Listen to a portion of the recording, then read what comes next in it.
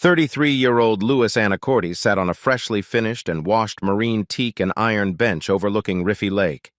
In happier times during countless visits here, he and his family had sailed on the lake.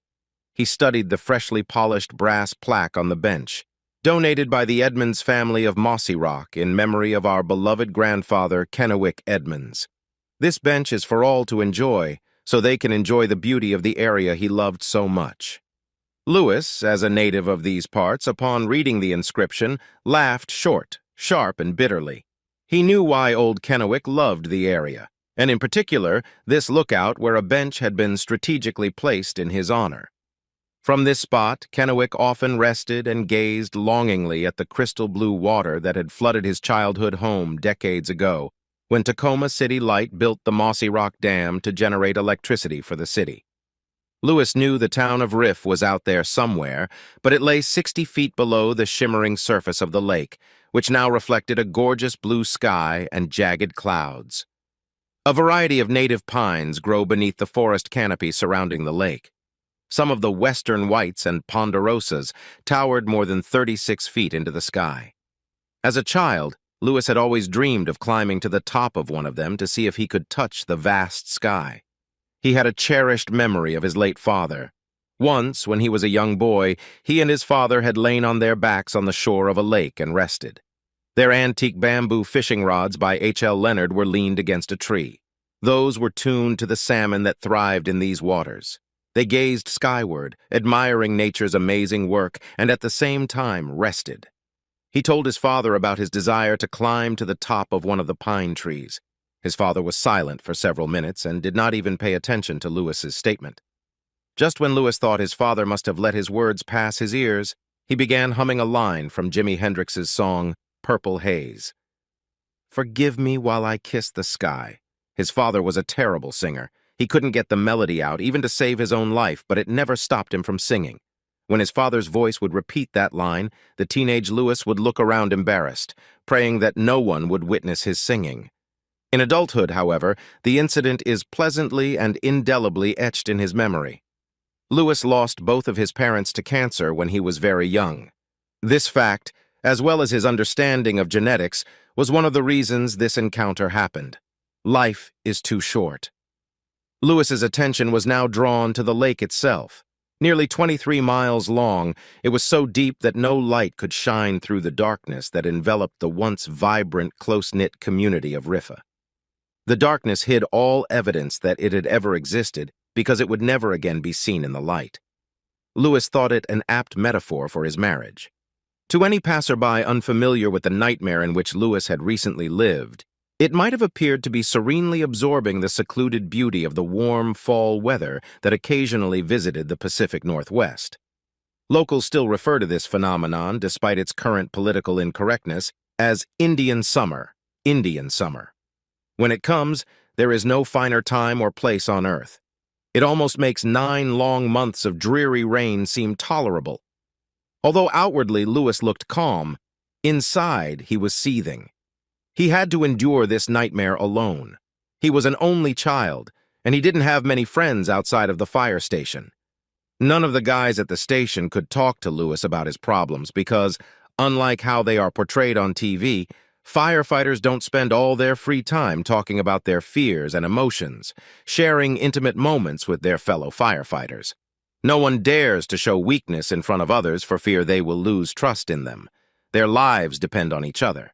And even a moment's hesitation, caused by the uncertainty that they could trust someone to do the right thing in extreme circumstances, could prove fatal. No, in this, Louis was utterly alone. He had purposely arrived early because, truth be told, he was counting on the healing power of his favorite lake and the magical natural oil of nature to help him survive this meeting his soon-to-be ex-wife had requested. She actually requested it, and his lawyer said it would be in his best interest to grant the request. It would look good in family court, his lawyer admonished him. In addition, his lawyer was becoming increasingly frustrated with Blaine's constant obstruction to delay the inevitable. Louis couldn't understand why Blaine kept insisting that their marriage could survive her insanity. She wants her attorney to demand mandatory counseling, It doesn't matter to her that in the state of Washington, a family court judge can't schedule it. Both attorneys tried until they were blue in the face to talk to Blaine, but to no avail. Lewis felt that Blaine definitely needed some kind of therapy, but that was no longer his concern. "Oh, well," he sighed, thinking to himself, "it's going to end today anyway." Blaine could have demanded an appointment, but Lewis insisted on the spot. He knew that the summer crowds would already be a distant memory, so the place would likely be given to them alone. This meeting would not go the way Blaine expected. He cast a brief glance at his watch. She should arrive in a few minutes, but he knew he actually had plenty of time. For one thing, Blaine would have to drive Highway 12 a considerable distance, something she couldn't stand. She'd never been on time for anything, including their wedding. For that one, she was an hour late. He let out the same cynical chuckle when the quick memory of that came to him.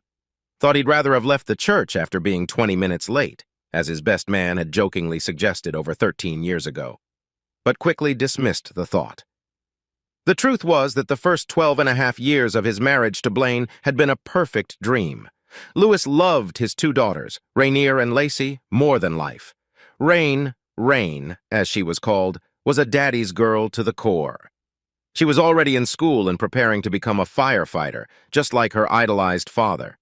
Lacey, on the other hand, was his wife's mini-me. For Lewis, this proved to be just one of many complications. Family courts don't like to separate children. That and the fact that in Washington state, family law does not set an age for a child under 18 to choose which parent to live with in a divorce. However, according to the attorney, not all is lost. Despite the complexity, Washington divorce and child custody law allows a husband and wife to jointly submit a child care plan to the court. If the judge finds that the plan is detailed, complete and financially fair for the children, he or she will usually sign it without modification. The trick, his lawyer told him, was to get the wife to agree to a very difficult proposal that Lewis wanted his wife to accept. Lewis was a realist. Even before the lawyer confirmed it to him, he realized that his job as a firefighter with the Riverside Fire Department, known as RFA, would almost certainly not allow him to get primary custody of his daughters. The dangerous nature of the job and the shift work schedule were almost insurmountable obstacles to considering custody. It took time and money, a lot of money, to devise the plan he had set in motion. He closed his eyes and mentally went back to that horrible day a few months ago when his nightmarish existence began. He had no way of deciding if his current life was an episode of The Twilight Zone or the movie Groundhog Day. His reality is both surreal and horrifyingly repetitive. "Lewis, honey, can we talk in the living room? Please." He had just completed his pleasant nightly ritual of putting the girls to bed in their shared bedroom when he heard her voice. Although he needed sleep because his next 24-hour shift was starting tomorrow morning, he couldn't wait to talk to his wife. He hoped Blaine wanted to continue discussing their shared desire to buy their own house. The four of them were living in a rented 3-bedroom apartment and really wanted to buy their own home permanently now that their careers were secured. Both agreed that it is much better to raise their daughters in their own home. It's more permanent. On his way to the living room, he stopped by the kitchen and grabbed a bottle of water from the refrigerator. He lowered himself onto the worn couch they'd inherited from his parents and turned to Blaine, swinging his right leg over his left so that he was facing her. For a moment, he ruffled Blaine's loose blonde hair that always covered her ear, then tucked it gently behind her ear flap and dropped his hand to her shoulder. "How are you doing, sweetheart?" He didn't remember much after that. His memories of their conversation were mostly fragmentary, soul-piercing stabs to the heart in a kaleidoscope of shock, disbelief, and anger. His reaction, however, was crystal clear. Months later, he was still confused about how shockingly weak and emotional his reaction was. He had cried, really cried in front of her. It was so pathetic that he could feel the pity on Blaine's part. Stumbling, he walked out of the house and walked away from the source of his torment. One good thing about being a firefighter was that there was always a spare bunk to sleep on. No one ever questioned his constant presence. Everyone knew the divorce statistics on the job. After a few days, he was able to piece together what his wife had told him. She didn't ask permission, just told him what she was going to do. When he finally got home, he was going to beg his wife not to destroy their family. was going to beg her to go to counseling with him to see how their marriage could be saved. But no sooner had he started than he was immediately ambushed by his loving and innocent daughters. Blaine had promised him that they would come to meet him at her parents' house. He turned and looked at his wife standing there with a sly, victorious grin on her face. The love he had once felt for her was long gone. It had now been replaced by a burning hatred. He glared at Blaine, his normally calm face contorted with a rage bordering on murder. For a moment, her look of superiority wiped away and was replaced by fear. But it was at that very moment that his girls began to attack him. In their blissful ignorance, they begged for an explanation as to why he was abandoning them. He had to literally pull himself out of Rain and Lacey's desperate embrace as they begged, screamed, and cried. Rain had the hardest time. "Daddy, how can I become a firefighter without you?" He knew that scene would play over and over in his head until the day he died, regardless of the outcome. Lewis, however, knew that the alternative for his ladies would be worse in the long run. In the end, he was grateful to Blaine. In an instant, he had gone from a weak victim to a man whose path was clear. In an instant, Lewis mentally thanked her. He had regained his dignity and taken the first step toward recovery. Today, he thanked her. "I know it's hard for you girls, and I hope one day you'll understand me. It's just that your mom and I are estranged. We want different things out of life. But I promise you that I will never leave you. I'll see you often and love you forever." He never once looked back at Blaine. When finally freed from the clutches of his girls, he walked purposefully out of his apartment for the last time. From that day forward, Lewis hadn't said a word to his soon-to-be ex-wife. Wisely left it to his attorney to speak for himself. Lewis didn't know if he had dozed off or if he was so engrossed in his memories that he had lost track of time. "Hello, Lewis. Thank you for meeting me. Our daughters miss you very much." Her voice, which had once been a reassuring and caring greeting to him, scratched his mind like fingernails on an old chalkboard. He shook his head to clear his thoughts. It was showtime. "Doing this is what my lawyer Blaine told me to do. In a perfect world, I'd never have to look at your ugly face again." He didn't even look in her direction, stared straight at the lake, searching for strength in its quiet familiarity. He heard her shocked, "Ah." Yes. She'd thought this session would go differently. Lewis smiled involuntarily and looked at her. "I know this is on you, Blaine, but I have to tell you something before you start. This is the last conversation you and I will have on this subject. If you repeat one of the ridiculous reasons you've repeated ad nauseum that this is supposed to make our marriage stronger, if you tell me one more time how much you love me, if you tell me that it's just my fragile male ego standing in the way, if you even hint that I'm to blame for the breakup of this family, I will get up and walk out of here. At this point, you disgust me so much that I'm physically sickened by your mere presence." "Lewis, I don't know." Lewis was sure that Blaine was preparing to repeat his nauseating "but I love you both" speech, and raised his hand to her face. "Let me save you the trouble, Blaine. See this?" He pointed to a large, ubiquitous manila envelope on the bench seat. "Those are the divorce papers that will end our marriage. When you leave here in a few minutes, take them with you. You'll sign them after your attorney has reviewed them. You will return them to my attorney's office within 36 hours. He turned away from her to admire the breathtaking view once more, then continued. "Your attorney will confirm that everything here meets the state's requirements for a parenting plan. But I don't want a cheating wife, so we'll both end up getting a divorce. Now pay attention, because this is important." Lewis sighed in frustration, even though deep down he knew Blaine would make things even more complicated than they needed to be. The parenting plan is what the family court pays the most attention to. What I'm proposing is fair. We don't have a lot of savings, so the rest will be split in half. You'll have custody of the girls.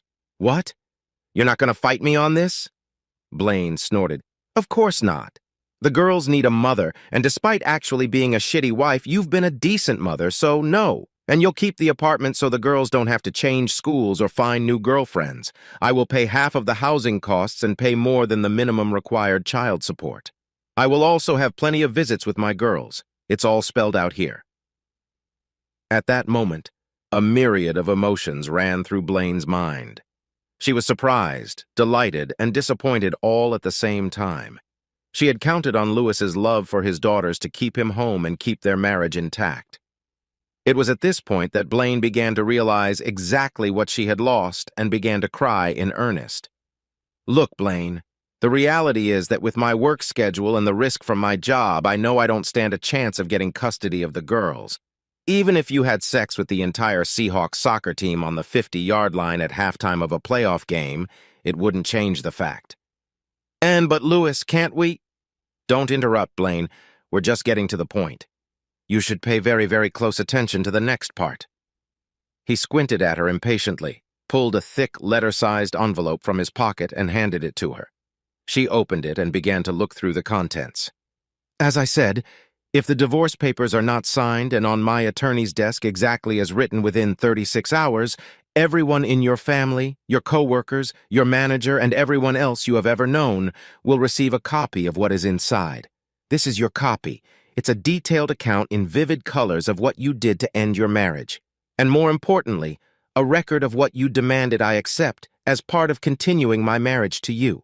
It got expensive, but it was worth every penny Lewis spent to get the investigator's report.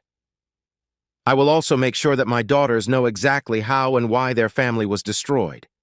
Blaine was clearly shocked by what she saw. She couldn't imagine that this was the truth. No, it had to be a lie. Her lover couldn't be that kind of man. Lewis was lying. Lewis honestly wasn't sure he had the courage to go through with it, as it would hurt his girls too much. But on the other hand, he didn't think he would have to resort to this nuclear option. Besides, it could land him in jail and out of work. Retaliatory adult movie laws were a two-pronged stick. He was also really counting on her lover turning out to be who Lewis thought he was. And most importantly, Blaine is every bit as servile and gullible as this asshole seems to think she is. The important thing here, Blaine, is that they have to be signed exactly as I suggest. If your lawyer calls mine and says, "My client and I," or if he changes a single comma, period, or semicolon, the gloves will come off and your whole world will know what a piece of shit you are. Blaine, shaken to the core, continued to leaf through the investigator's report. She could only continue to spout nonsensical noises, sniffling and crying throughout Lewis's monologue, just shaking her head in disbelief. It wasn't supposed to happen this way. Why can't Lewis understand? Of course, I'm offering a quid pro quo arrangement, so here's what I'm willing to do in exchange for your cooperation. I promise I will never speak ill of you or blame you for the breakup of our family in the eyes of my daughters. I'll even be civil to your boyfriend if we end up together at one of the girls' birthday parties. Hell, I'll even shake his slimy hand if I have to. In every sense, I will act polite and civilized, as if we just decided to part ways amicably. I will do the same with each of your family and friends. I'll even babysit if you and the Slytherin want to go away for the weekend at the last minute. In short, I'll be the best ex-husband for any cheating wife. Thanks, Lewis, but this is all so unnecessary. Stop, Blaine. Don't you ever mention that piece of shit's name in my presence. Lewis, he's a good guy. He's not... No, Blaine, he's not. He's... Shit, let's cut to the chase. Whose idea was it to tell me about your relationship? Him, Lewis. He said it's not good to cheat a good man like you. Lewis laughed caustically, interrupting Blaine. Nonsense, Blaine. He did it to guarantee he'd get exactly the same reaction from me as you did. Has he already asked when he can move in with you? Her eyes opened wide at the same time as her mouth. Lewis thought she looked exactly like one of her favorite emojis she liked to use. Blaine was silent. She stared at her hands, which she clenched fiercely. Her posture was so stiff and fragile that it looked as if she was afraid the slightest movement would make her turn into a pillar of dust. That's what I thought, Blaine. It's all in the report you're holding in your hands. Lewis jabbed his fingers at the papers in her hands. You're not his first, and you won't be his last. His record is here. He's not like that. He really loves me. She spoke so quietly that Lewis had to strain to hear her pathetic words. It brought an understanding smile to his face. He exhaled slowly, and a peaceful calm descended on him, as if another breeze from his favorite lake had washed over his face. It was almost over. He knew he had chosen the right path. He knew there were risks, but he had everything under control now. He was sure everything would fall into place the way he wanted it to. His voice softened considerably. Look at me, Blaine. We're almost done here. It's important that you pay close attention." She raised her eyes to his. Her tear-drenched face was a mask of confusion, ruined mascara, and fear. Her perfect world had been shattered. When she finally looked into Lewis's eyes, she saw a stone, menacing face with eyes black as night, boring into her. "Take care of my girls, Blaine." "They're our girls, Lewis," she protested weakly. Her shyness made it sound more like a question. "No, Blaine, they're not. They're my girls. You betrayed them and threw them away like you did me, because you're weak and can't keep your legs together. I need you to take care of them for me, just for a couple years." "What are you talking about?" You could almost smell her fear. "I'll never give them up." "You already have. You just don't realize it yet. Anyway, your boyfriend will take care of it." He meant what he said. "Has he used that phrase with you yet?" "Baby, just take some of this. It will make our sex so much better. Our lovemaking will be so intense you can't imagine. All your nerve endings will be on fire. Here, just wash it down with a little of this."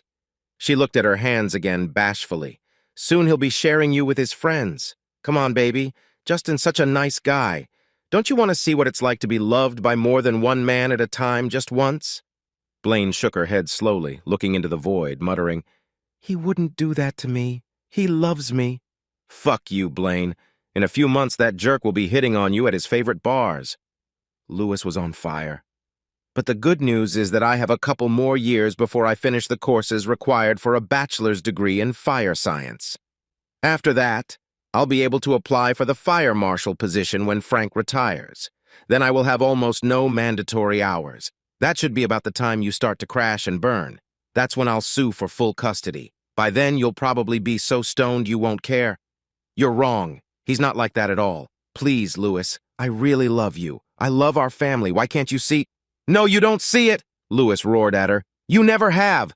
Honestly, I don't think you're capable of loving anyone but yourself. I was just blinded by my love for who I thought you were. I was just a convenient prop for you.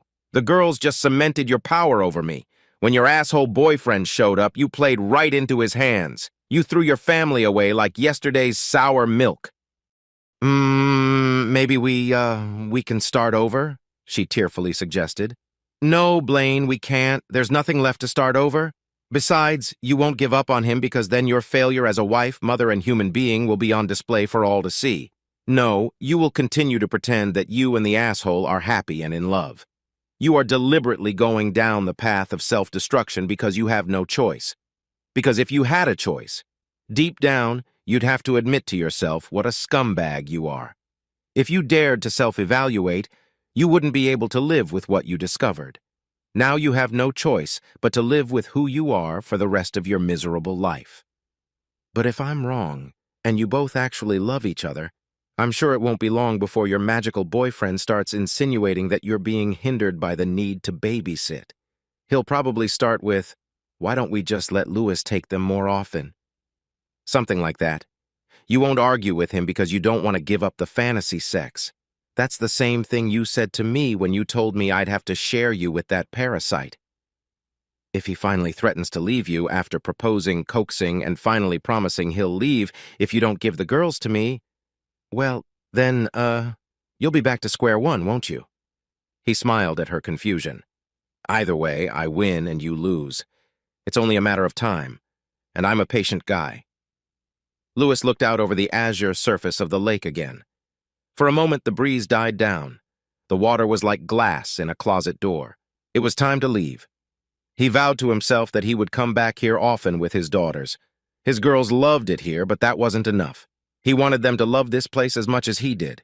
He stood up, but not because he was done with her, but because there was so much adrenaline in his body that his central nervous system wouldn't let him stay still any longer.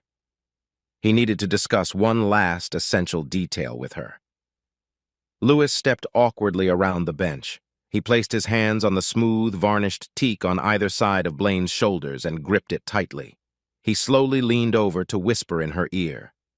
In a quiet voice full of gloating, he said with quiet fury, "Tell your shitty boy that if I get even a hint or even a mere suggestion that he is behaving inappropriately with my daughters, I will kill him, and it doesn't matter what it is. Drugs, sexual innuendo, simple peeping at them in their nightgowns. I'm gonna kill him. Tell him he won't have to sneak around or look over his shoulder looking for me because I'll come at him head on. I want him to realize in his last moment that I'm the one who ended his miserable fucking existence on this earth. The same goes for you, Blaine. His voice began to shake, his throat sore from the strain. The pressure of his grip intensified as adrenaline kicked in with every word he spat out at her. You tell him this, Blaine? At the last word, there was a loud crack as the hard wood gave in to Lewis's death grip. Blaine flinched sharply. Lewis looked down curiously at the shattered piece of lattice. It must have been dry rot? For her part, Blaine didn't look at him. She wouldn't stop sobbing and whimpering. Her body shook as if she was suffering from hypothermia. Remember, Blaine, 36 hours, not 37. And now I'm leaving. He looked at his hands. His nails were broken, his hands bloody and strewn with splinters. That's strange. It doesn't hurt at all.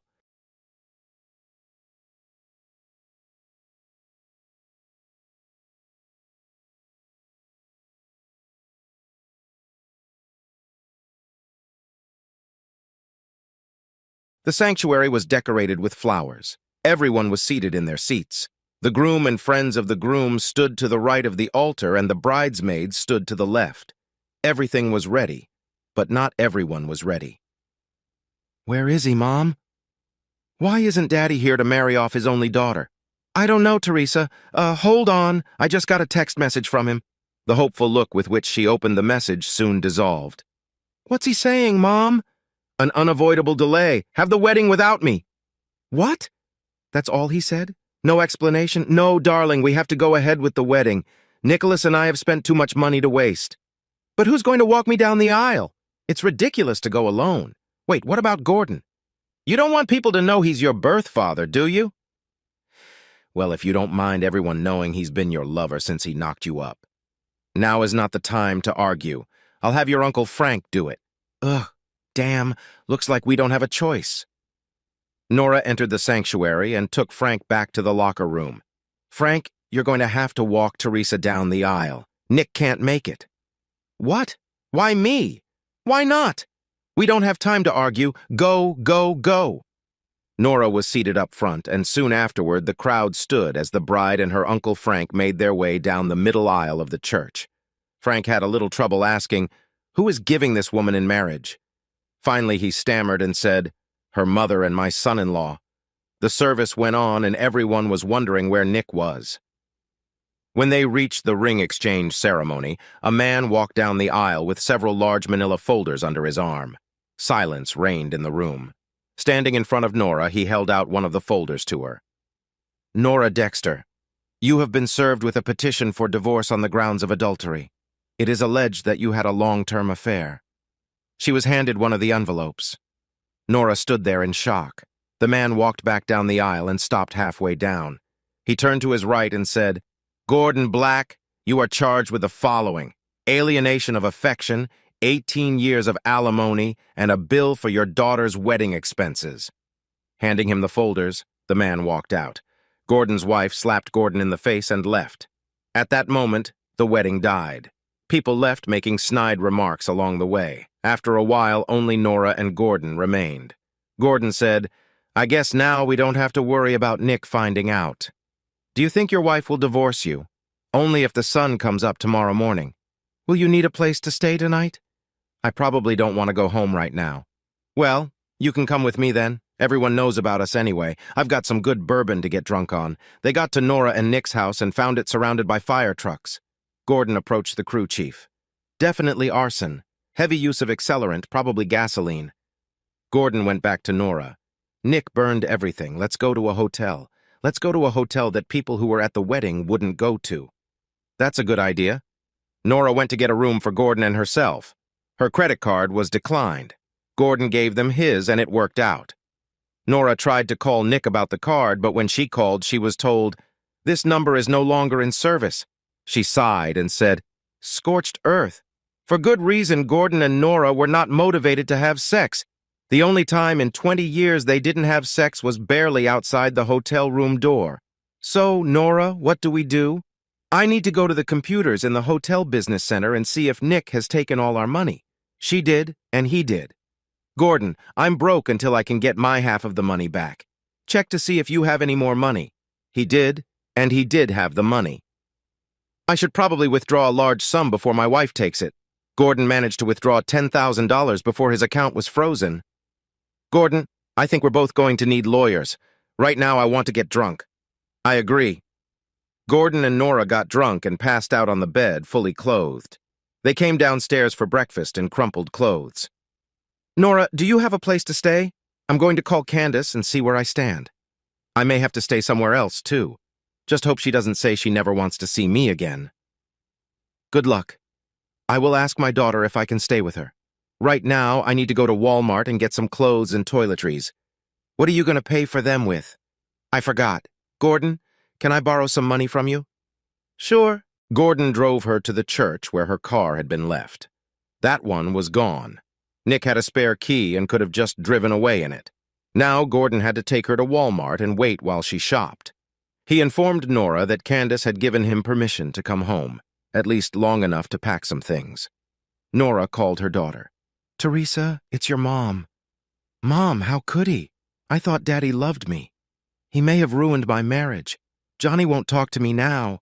What am I going to do? I don't know. I know I need a place to stay. Can I stay with you for a while? Why don't you come home, or did your stubborn father kick you out? No, he burned me out. What? Yeah, he burned down our house. He's probably going to get arrested for arson. Dad burned down our house. He'd have to be awfully evil to do that. That's an understatement. I think you can stay at my place, but if Johnny calls and wants to come back, you'll leave. It's a deal. I'll be right over. Oh, can't you pick me up? Legal proceedings. A fire inspector pressed charges against Nick. Nick pleaded not guilty and went to trial. In the interim, he remained in jail instead of being released on bail. Nora and her lawyer used this time to try to find out where the money he had taken was. She figured he must have turned it into cash and stashed it in some place he refused to reveal. Nora waited until after the trial to file for divorce on the advice of her attorney. He said a guilty verdict would make for a good divorce proceeding. The prosecutor brought in an arson expert to testify that the fire was an act of arson. Nick's attorney asked no questions. The prosecutor then called Nora to testify about what was going on that might have motivated Nick to burn down their house. She said they argued over wedding items and then he didn't show up to walk his daughter down the aisle. This time, Nick's attorney asked questions. Miss Dexter, are you aware that perjury is a crime? Objection. Affects the credibility of the witness. Overruled, but watch yourself. Thank you, Your Honor. Now, Mrs. Dexter, why did you lie about your daughter being Mr. Dexter's daughter? She is his daughter. It's his name on the birth certificate. He raised her with me her whole life.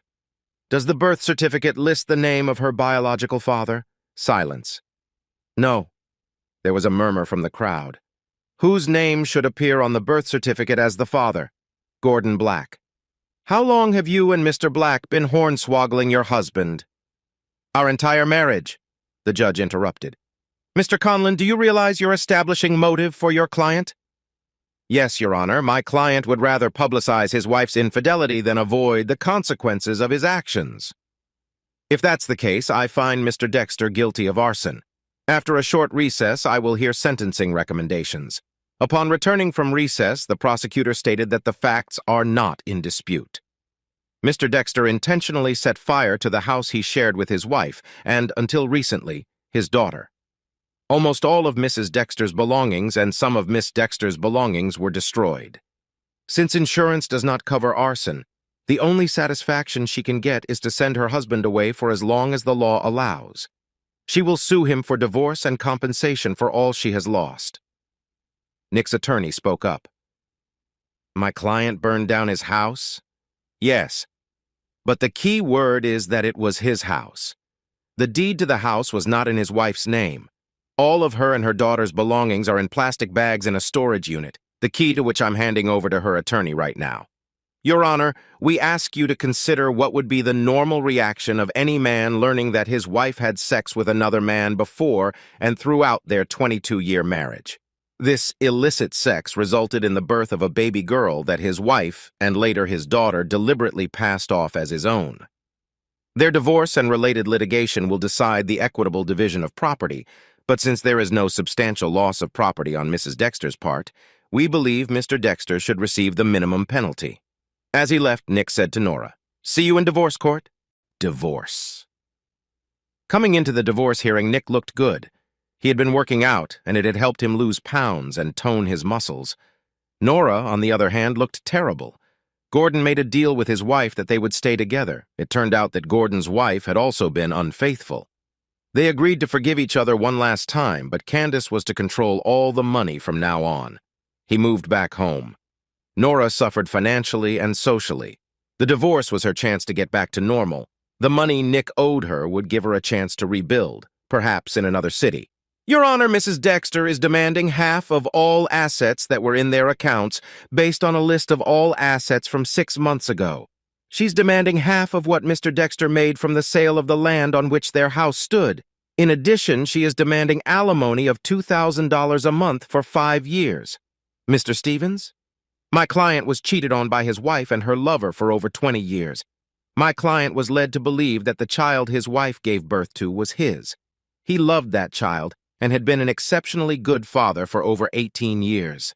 It wasn't until he overheard a conversation between his wife and daughter the day before their wedding that he learned that his wife had been tooting his horn for his entire marriage. We have the tape for replay.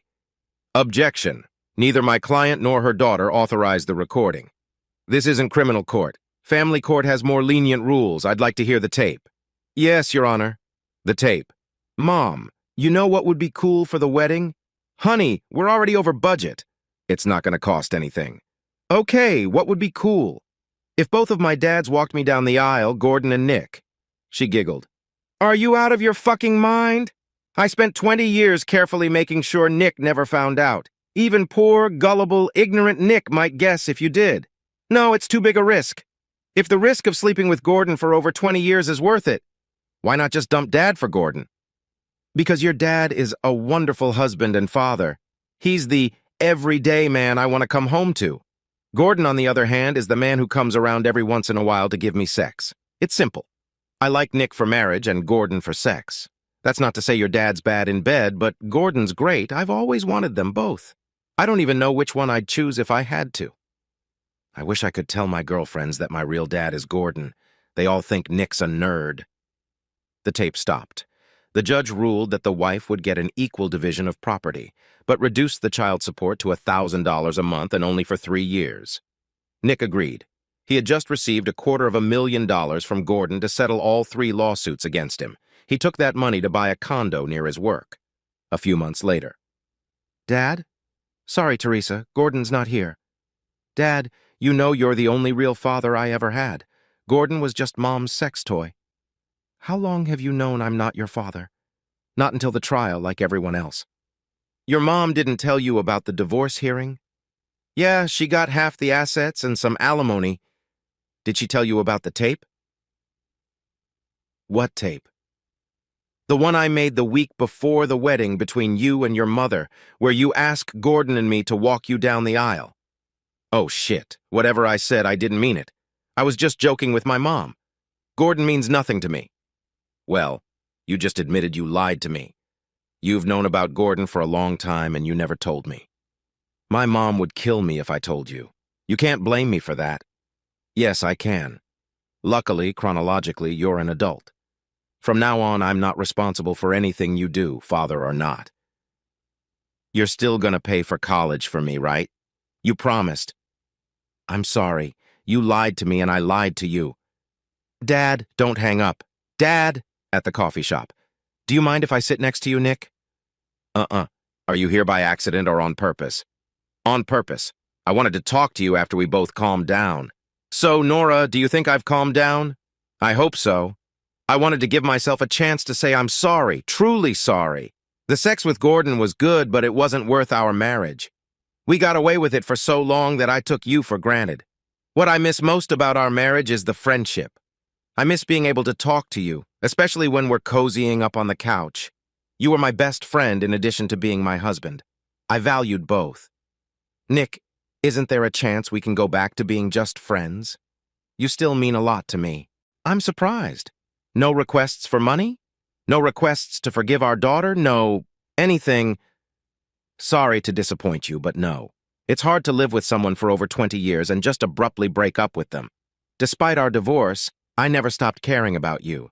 If you want, we can meet at Starbucks or some other neutral place if you're willing to meet me. Maybe.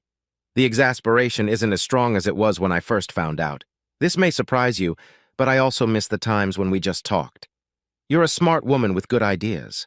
I think we could try at the very least. I mean, we can always stop if we want to. Tuesday night works for me. Besides talking, I'll never get tired of reminding you how worthless you thought I was in bed. Nick smiled. You know very well that I loved you and I enjoyed our sex life. Let's not talk about that anymore. When we meet, it should be off the list of topics. Tuesdays work for me, too. For several months, the Tuesday meetings went well. Despite how their marriage ended, there were many shared, fond memories, even if they were just fond memories. Nick was the only one who had talked about them going to her house to talk away from prying ears.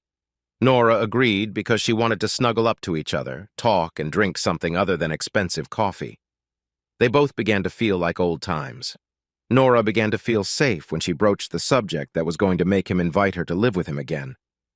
Nick, do you enjoy these weekly conversations and reminiscences? Yes, very much. I'm glad you offered to do it. You know what else would be fun? What? Nora felt it was time to take a risk. There's something else I've been missing. When we were married, after we talked, we would most often go upstairs, take off all our clothes, and enjoy each other. Can we do that tonight? Please. Nick thought about the suggestion for a moment, then smiled and said, Nora, go upstairs and get the bed and yourself ready. I, on the other hand, will prepare drinks for us and be up shortly. Yes, dear. She ran up the stairs. Nora was almost ecstatic. Her plan to slowly entice Nick had worked. Once she convinced him that he could satisfy her sexually, they would be together again. She decided not to wear the nightgown, no matter how sexy it looked. She threw off her clothes and lay on the bed, inviting him to enjoy her body. She waited and waited. Something wasn't right. She threw on a robe and went downstairs. Nick, where are you, honey? There was no answer. Nora saw something on the kitchen table. It was a note. Imminent delay. You don't have to wait for me. You can go to hell.